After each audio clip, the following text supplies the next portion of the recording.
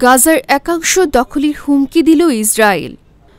যুদ্ধবিধ্বস্ত ফিলিস্তিনের গাজা উপত্যকার এক অংশ এখনই দখলের হুমকি দিয়েছে ইসরায়েল। ইতিমধ্যে সেনাবাহিনীকে সেই নির্দেশনাও দিয়েছে দেশটির প্রতিরক্ষামন্ত্রী ইসরায়েল কাটজ। এদিকে গাজার বিভিন্ন স্থানে স্থল অভিযান পরিচালনা অব্যাহত রেখেছে ইহুদিবাদী সেনারা।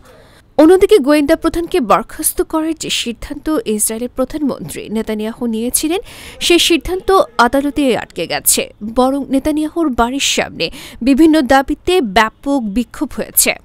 সংবাদ মাধ্যমের প্রতিবেদনে বলা হয়েছে, প্রতিরক্ষামন্ত্রী ইসরায়েল কাটজ আরও স্থল অভিযান পরিচালনার নির্দেশ দিয়েছেন। তিনি হুমকি দিয়েছেন, হামাস যদি যুদ্ধবিরতি চুক্তি না মানে এবং জিম্মিদের মুক্তি না দেয়, তাহলে এখনই গাজার এক অংশ দখল করে নেবেন তারা। প্রতিবেদনে আরও বলা হয়েছে, ইসরায়েলি প্রতিরক্ষা মন্ত্রী হুঁশিয়ারি দিয়েছেন, হামাস জিম্মিদের মুক্তি দিতে যত দেরি করবে, আমরা তত বেশি গাজার ভূখণ্ড দখলে নেব। মঙ্গলবার থেকে গাজা নতুন করে ভয়াবহ হামলা শুরু করেছে ইসরায়েল। বর্বরোচিত এই হামলায় নিহতের সংখ্যা 600 ছাড়িয়েছে। আন্তর্জাতিক ডেস্ক, গণমানুষের আওয়াজ।